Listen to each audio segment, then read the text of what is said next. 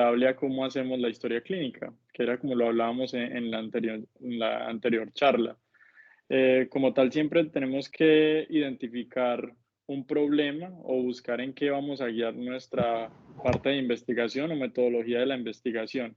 Y de ahí pasamos a un primer punto que es observar, ¿cierto? La observación siempre debe ser como tal rigurosa, hacer una parte detallada, pero en ese punto nosotros nunca hacemos modificaciones o nunca buscamos modificarlas.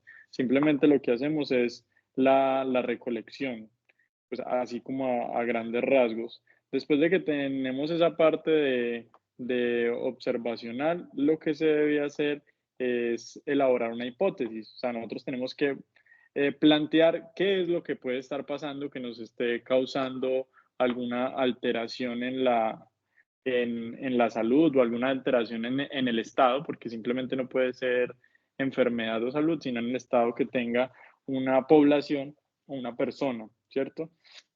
Después de que se elabora esa hipótesis, pues entonces tenemos que pasar a corroborar la hipótesis, ¿cierto? Entonces es donde aplicamos todo lo que nos ofrece la epidemiología para someter todos esa parte de la observación, de esa recolección que hicimos, para ver si es verídica o no es verídica o si tiene pues algo estadísticamente significativo como siempre hablamos. Después de que hacemos esa validez de esa hipótesis, entonces ahí se pasan a tener unas conclusiones y decimos, la hipótesis se acepta o la hipótesis se rechaza. Y luego de eso se pueden tener varios desenlaces, o sea, después de uno tener esa aceptación, ese rechazo de esa hipótesis, ahí lo que puede pasar es que se pueden desprender más estudios o más investigaciones, que es lo que pasa cuando tenemos un estudio de investigación muy grande, que se desprenden muchas ramas y muchos mini estudios, o se pueden empezar a hacer cambios, se pueden aplicar cosas que nos cambien los desenlaces o que nos transforme ese determinante en salud que nos esté afectando un individuo, en este caso una población, ¿cierto? Entonces por eso se comparaba mucho con la historia clínica de cómo hacemos, que es un proceso muy parecido, sino que lo hacemos a nivel de poblaciones, ¿cierto? Dentro de lo que tenemos o cómo se realiza, pues tenemos muchas formas de hacer estudios, es lo que hemos visto en clases de epidemiología. Entonces tenemos estudios como tal que son observacionales o experimentales, que son la parte grande, ¿cierto? Ve, En Santiago, realidad son observacionales y analíticos. qué pena te interrumpo, como para que no hables pues todo tú solo. Erika. Sí, eso era lo que quería pues como dividir. Digamos que en cuanto a la metodología epidemiológica se habla de que existen dos fases, está la fase descriptiva y la fase analítica. Entonces en la fase descriptiva, como ya bien lo decía Heine, lo que vamos a hacer es una observación cuidadosa del fenómeno que queremos estudiar, ya sea el fenómeno de salud o enfermedad, pues centrándonos en la parte médica, que es pues, lo que nos interesa.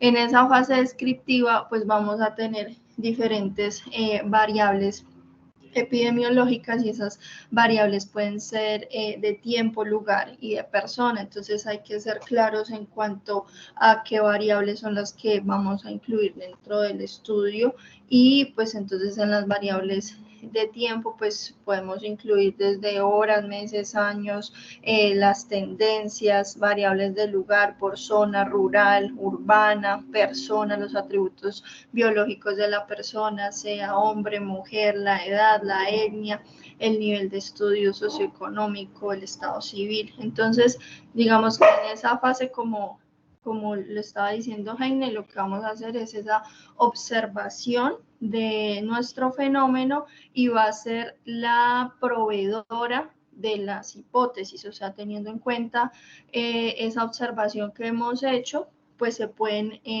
plantear alguna hipótesis.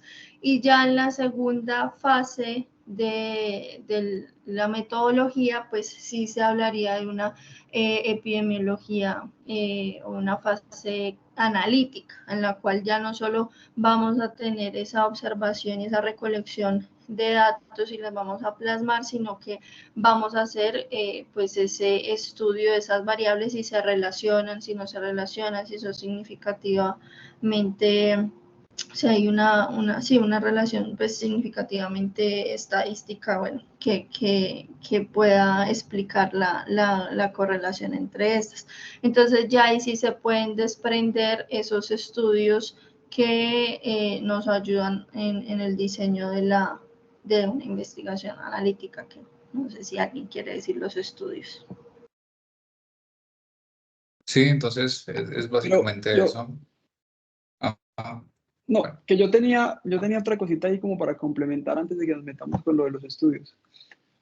Porque yo también en lo que revisé, pues después de la parte de la parte observacional y después de la parte de plantear la hipótesis, ya en la tercera fase, que es la de experimental, nosotros lo que tenemos que ver es si pues tenemos que evaluar si hay asociación entre un factor A y un factor B, que son las variables dependientes o independientes. Y dependiendo de si podemos evaluar esa relación o esa asociación, vamos a evaluar si hay causalidad entre esas variables, pues dependientes e independientes. Y según eso vamos a establecer unos criterios de causalidad, que en lo que yo revisé hay 5. Pues antes de empezar pues como con lo de los estudios pues como específicos. Entonces, dentro de esos criterios de causalidad tenemos que establecer, son 5 criterios que se establecen, y dentro de esos hay, el primero es la fuerza de asociación. Si existe una asociación entre el factor A y el factor B y no está expuesto al azar. 2, si tiene consistencia. 3, si tiene especificidad. 4, la temporalidad. Y 5, la experimentación. Pues primero era como para decir que se establecen primero si hay factores de causalidad antes de entrar pues ya directamente con lo de los tipos de estudios. Sí, y pues yo también terminaría esa parte de los estudios descriptivos y analíticos resumiendo un poquito más y dejando una idea más grande. Obviamente ya lo exploré un poquito más, pero entonces dejaría más bien como los descriptivos, aquellos de los que vemos netamente números, ¿sí? Como las frecuencias y la distribución de las enfermedades en las poblaciones, y los analíticos, aquellos que vamos a analizar como tal algunas variables o algunos determinantes de salud. Y justamente serían los tipos de estudios que vamos a determinar en cada uno. Entonces, por ejemplo, en los estudios descriptivos podemos encontrar de los más importantes los estudios ecológicos. Entonces, esos estudios ecológicos básicamente se utilizan datos de poblaciones para comparar la frecuencia de las enfermedades entre diversos grupos durante un mismo periodo o un mismo grupo durante periodos distintos, y eso serían como estudios ecológicos. También tenemos los estudios transversales, en esa parte de los estudios descriptivos, en donde pues, se valoran simultáneamente la exposición y la enfermedad de una población bien definida en un momento determinado, por ejemplo. También estos estudios transversales se relacionan muestra de la población y se analiza la frecuencia de un factor de riesgo o también de una enfermedad. Y posteriormente, pues, podría compararse la prevalencia de la enfermedad entre aquellos pacientes o individuos que vamos a estudiar con el factor de riesgo y lo que podría representar.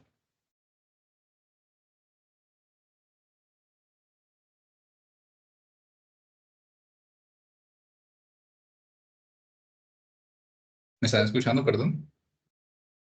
Sí, Luis, muchas gracias. Es que Sí, Luis, Naún sí. está tratando de hacer como otra reunión, si no estoy mal. Pero el enlace es este, ya le avisamos. Vale. Y esos serían como los grandes grupos de los descriptivos. Entonces entramos a hablar también un poco de los analíticos, y en estos tenemos también dos grandes grupos que serían los estudios de casos y controles. En estos estudios son un poco más específicos. Los estudios, se trata de estudios observacionales longitudinales, más largos. Pueden ser retrospectivos en lo que se identifican personas con una enfermedad, que serían los casos, y se compara pues obviamente con un grupo control apropiado que no tenga la enfermedad, que serían los controles, y a partir de ahí sacar las determinantes, los factores de exposición y la posible aparición de enfermedades, dependiendo la hipótesis que hayamos planteado.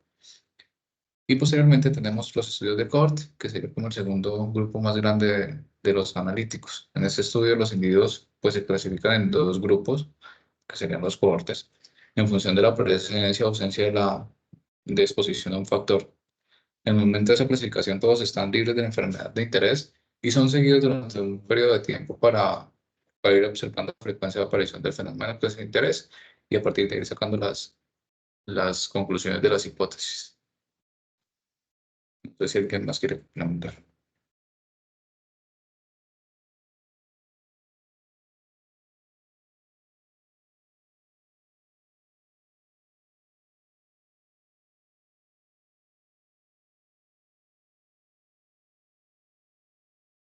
¿Listo? Bien, bien, está chévere. Entonces, ya tenemos entonces dos grupos grandes inicialmente, entonces, frente a estos primeros estudios de característica observacional, los que vienen siendo eh, descriptivos y analíticos, como lo han mencionado. Y la otra rama son los estudios experimentales. ¿Qué encontraron al respecto?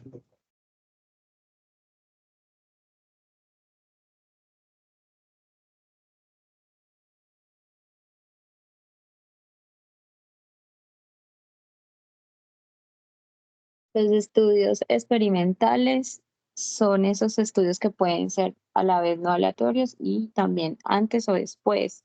En esa vez, esos estudios experimentales también se pueden clasificar como estudios no aleatorizados o cuasi experimentales. Los estudios antes y después, los que son estudios experimentales clínicos aleatorizados o patrón de oro, ensayos de campo y estudios comunitarios de intervención. Pero para definirlos sí no lo tengo muy claro. Pues es basado en lo que acaba de decir Diana, pues a qué se refieren entonces estos estudios experimentales, cuáles son sus características.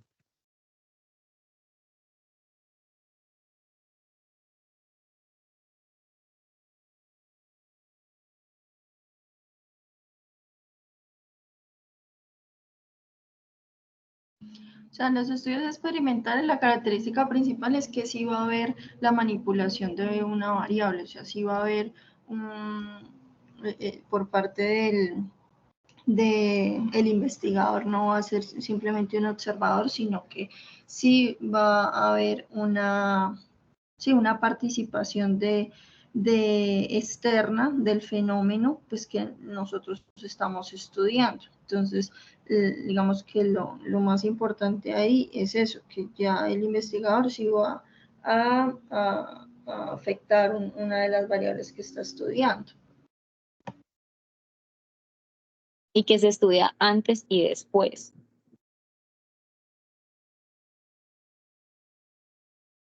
Exacto, allí está una de las características y es antes y después de qué, de una intervención que hace el investigador, comparado con el observacional en el cual definitivamente el investigador o el grupo investigador no genera ninguna intervención en la población, lo único que hace es mirar cómo surge el trayecto o la historia natural de la enfermedad o cómo evoluciona la variable que está observando. Entonces ahí está como la gran diferencia. En los observacionales no hay intervención, las variables se siguen en el tiempo o se miden en un momento en el tiempo, comparado con los experimentales en los cuales, pues ya su nombre lo dice, el investigador o el grupo investigador genera una intervención y a partir de ahí hace las mediciones, antes y después o a partir de eso después. Entonces es importante tener eso en cuenta. Ahí al chat les compartí, yo pues creo que ya lo debieron haber revisado con el doctor Alfonso, recordar pues la pirámide la pirámide de la evidencia científica, recordar que pues los observacionales como no hay modificación ni intervenciones pues están en la base, pero a medida que se empieza a generar pues la complejidad en las investigaciones y empiezan ya a presentarse intervenciones pues vamos avanzando hacia la cúspide de la pirámide. Realmente algo importante, ¿me escuchan? Es que estoy desde el celular. Sí, Jessy, ahí te escuchamos. Sí. Bueno, realmente algo importante es que el único estudio que realmente es experimental es el ensayo clínico, no hay otro. Todos los demás entran dentro de lo observacional, ya les compartieron la pirámide, obviamente, entonces Hay que revisar, pues ya eso pues lo hace más a fondo con el profe Alfonso, pero pues obviamente todos los ensayos clínicos ya si son aleatorizados, que eso realmente le da un peso al estudio, si son doble ciego, triple ciego, todo eso son como las características grandes de un ensayo clínico en donde sabemos que va a haber una inclusión de participantes, cuáles son los criterios de inclusión, cuáles son los criterios de exclusión, realmente nos muestran lo que vimos de pronto cuando hemos socializado los estudios, de esos cuáles se clasificaron, cuál es la muestra, por qué se descartaron estos, si cumplieron o no cumplieron, que todo ensayo clínico tiene unas fases, que tiene que tener un protocolo claro y evidentemente unos consentimientos informados. Entonces es el único realmente estudio que es experimental. Los otros no son experimentales. Así la revisión sistemática con o sin metaanálisis esté por encima del ensayo clínico porque tiene la mayor evidencia bajo esa pirámide, pero no es un estudio experimental. Entonces eso es bueno tenerlo en cuenta porque pues eso se ve y cuando nos pregunten ¿no? de dónde vamos a sacar nosotros nuestras revisiones y nuestras evidencias, pues la idea es irnos desde lo alto e ir bajando. Si no encontramos, pues nos toca irnos a investigación, a opiniones de expertos o a informes de casos y controles o estudios de casos y controles o una corte, pero pues la idea es ir subiendo, pero siempre que vamos a empezar a revisar, la idea es empezar desde arriba, desde la cúspide.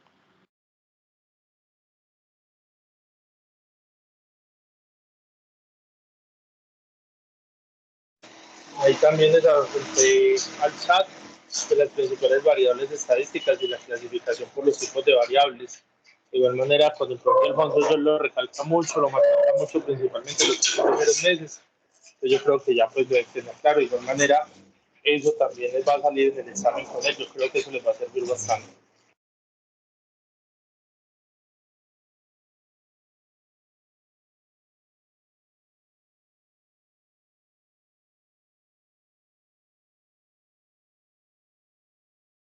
Pues, todos los diseños que hemos hablado hasta el momento, pues terminan siendo metodologías cuantitativas, ¿no? Que básicamente, que la mayoría de las veces en nuestra práctica clínica y sobre todo en la práctica que es individualizada, es la que se tiene en cuenta para la toma de decisiones.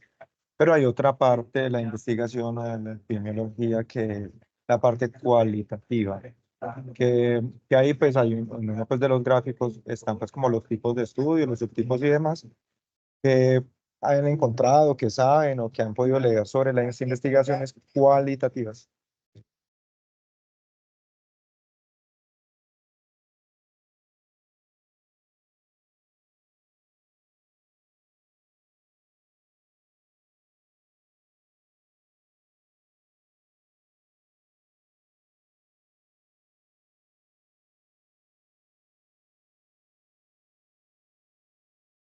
Pues en la investigación cualitativa, la información realmente, pues, como lo decías, pues no es numérica, entonces vamos a hacer la recolección de los datos acerca, pues basado en entrevistas, en encuestas, en grupos de discusión, o sea, realmente la recolección de los datos va a estar, es diferente a como se podría hacer en una investigación cuantitativa. Entonces, por ese lado, habría una diferencia.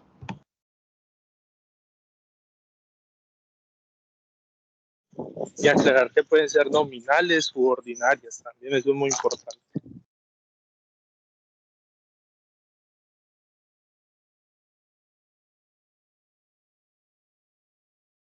¿Y para qué nos sirve entonces la investigación cualitativa? Pues si no son datos duros ni nada de esas cosas, pues ¿para qué la podemos utilizar?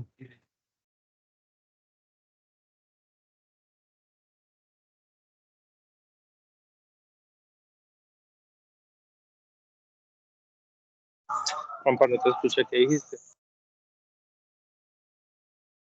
Sí, que entonces si la investigación cualitativa no son datos numéricos, tampoco son muestras muy grandes, no son datos duros, como los llamamos en la investigación cuantitativa, ¿para qué nos sirve entonces la quali?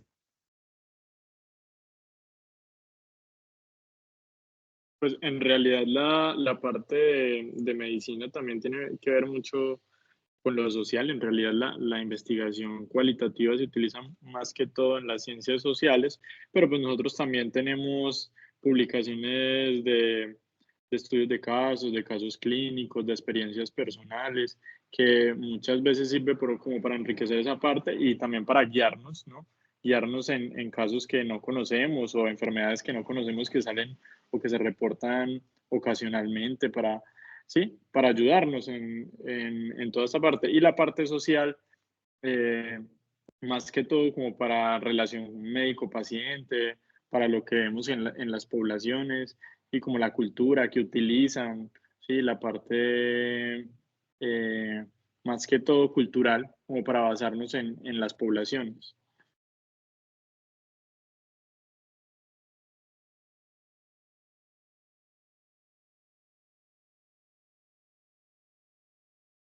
De pronto conocen el término que hace referencia a lo que acaba de decir Santiago, como a qué, o sea, a qué se le conoce como eso que me define a mí las culturas, los comportamientos, las vivencias, las percepciones y las experiencias de una comunidad. ¿A cómo se le llama a eso?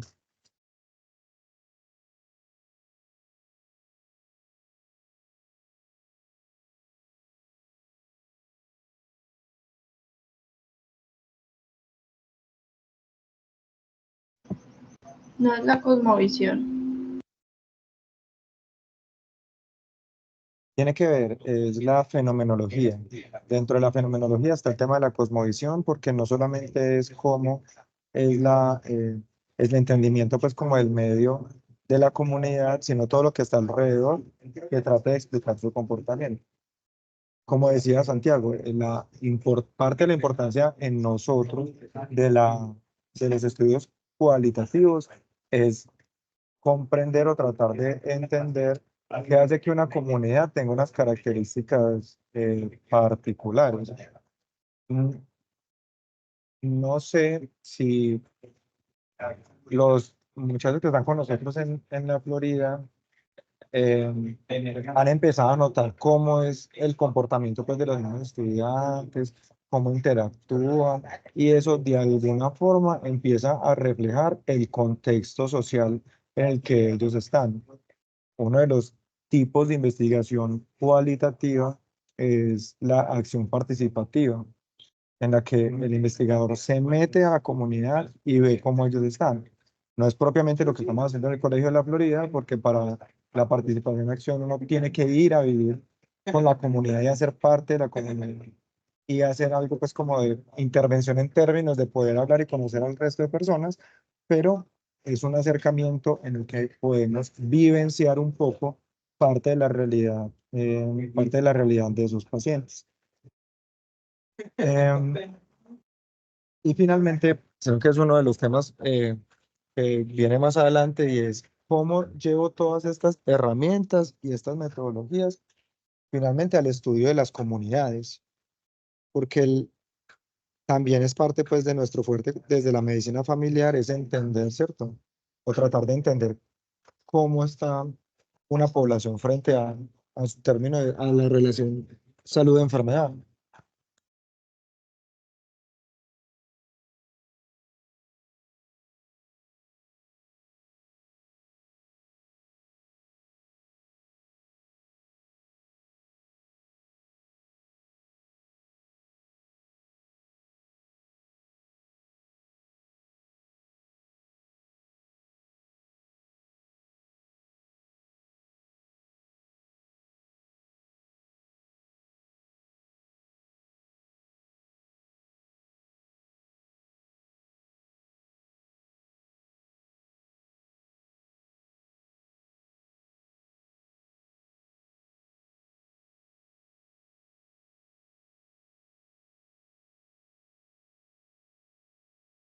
No, Juan, la verdad no sabría qué hace referencia yo exactamente.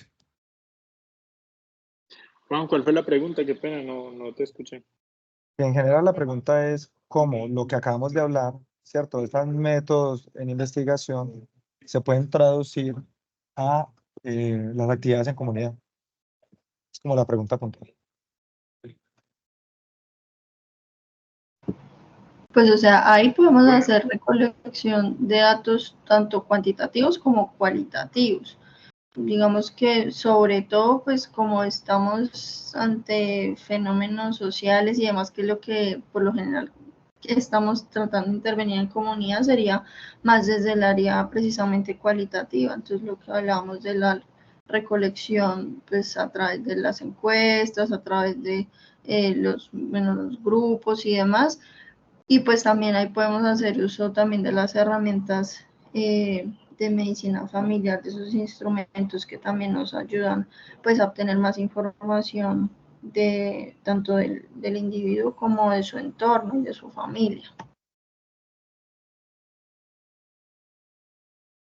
Sí, totalmente de acuerdo. O sea, si vamos a hacer como la parte holística, la parte de costumbres y todo, podemos utilizar esos estudios cualitativos, pero igual también podemos hacer recolección de datos por escalas. O sea, ya hay escalas avaladas, como por ejemplo la que utilizamos para depresión o para ansiedad, que es una escala avalada. Obviamente se pueden hacer estudios cuantitativos que se pueden representar, pueden ser transversales, nada más con lo que tenemos, aunque es una N muy pequeña, pero pues sería un estudio en realidad con lo que recogimos en cuanto a la escala. Se puede hacer un estudio transversal divinamente sobre la prevalencia de posibles factores de riesgo para ansiedad y depresión, que se puede aplicar, sí, claro, y conocer la parte también holística de las personas y de la sociedad en cuanto a cómo estamos trabajando, pues obviamente también sería cualitativo con lo de la parte que hicimos de la visita, de recorrer el sector. Obviamente se pueden hacer otras partes descriptivas que serían más cualitativas en cuanto a la zona, pero que se puede realizar, también se puede realizar.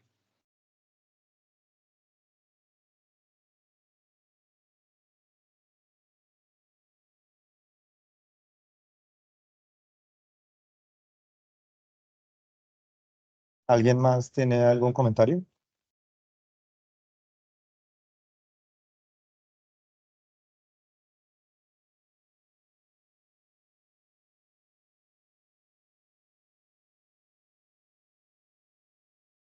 Listo. Entonces, estamos totalmente de acuerdo. Todas las intervenciones que podamos hacer en la comunidad tienen una base epidemiológica desde la metodología de la epidemiología como tal, que nos van a permitir ser un poco más objetivos, no solamente al momento de intervenir, sino también a la recolección de datos. Por ejemplo, como dice Santiago, nosotros hemos estado implementando las encuestas con los niños del colegio. Entiendo que en el Colegio Kennedy también se han implementado una serie de cuestionarios. Eso queda como información, en este caso para la universidad, que posteriormente puede ser consultada y analizada para poder generar, o bien sea productos de investigación o ser la base para proyectos de intervención en los puntos fuertes que se identificaron. Y lo otro es, hay el instrumento con el que se recoge la información cualitativa, uno de ellos es el diario de campo. El diario de campo es un formato en el que uno pone la fecha, quién lo hizo, dónde se hizo, en qué momentos, y se describe de manera textual con lo que yo recuerdo, sin muchos tecnicismos, de qué fue lo que pasó.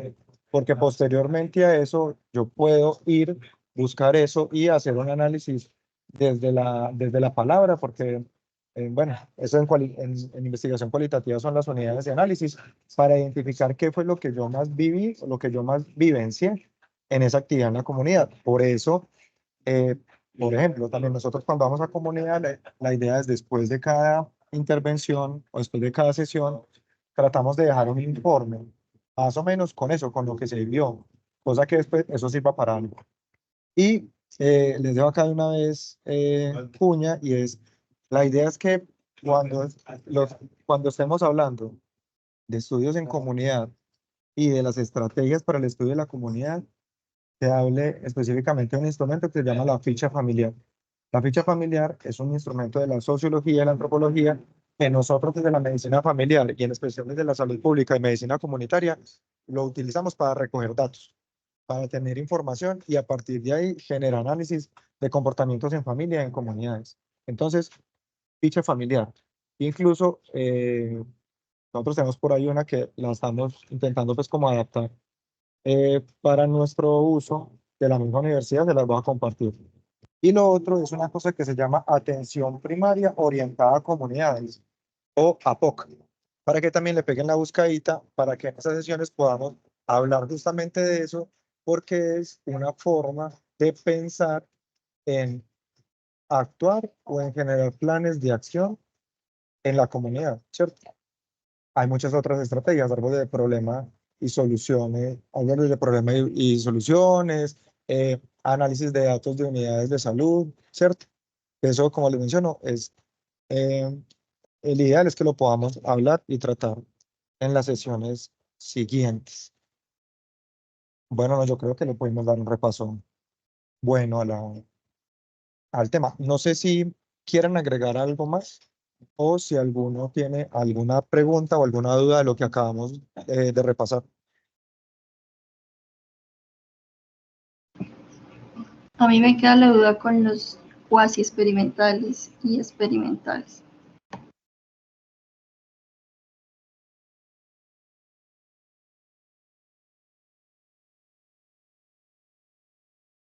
¿De pronto alguien conoce la diferencia?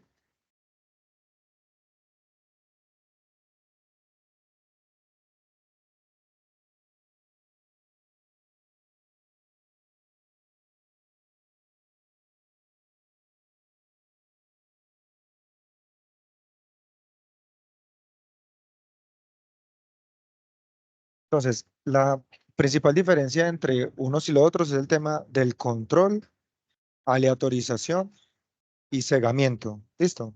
Esas son las condiciones. Mientras más situaciones yo pueda intervenir y controlar, mucho más, como su nombre lo indica, controlado va a ser. Y ese control que me da precisión, me permite que mis datos, que los resultados de mi intervención estén más alejados de la aleatorización. ¿Listo?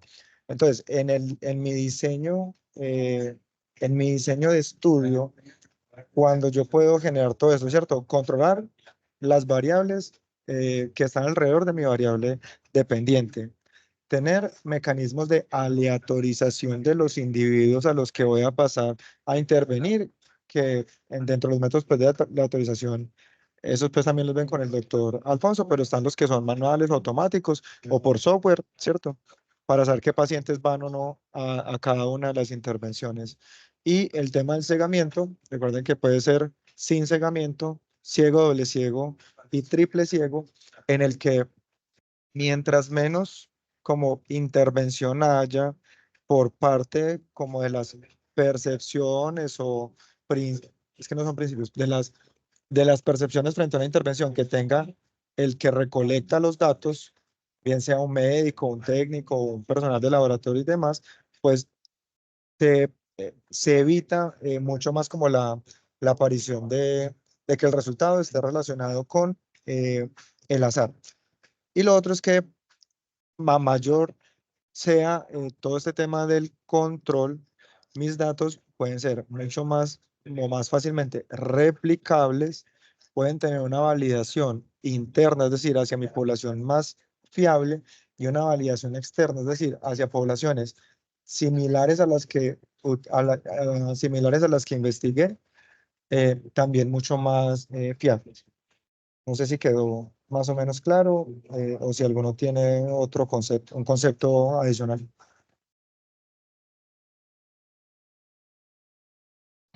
Sí, sí, quedó claro, muchas gracias.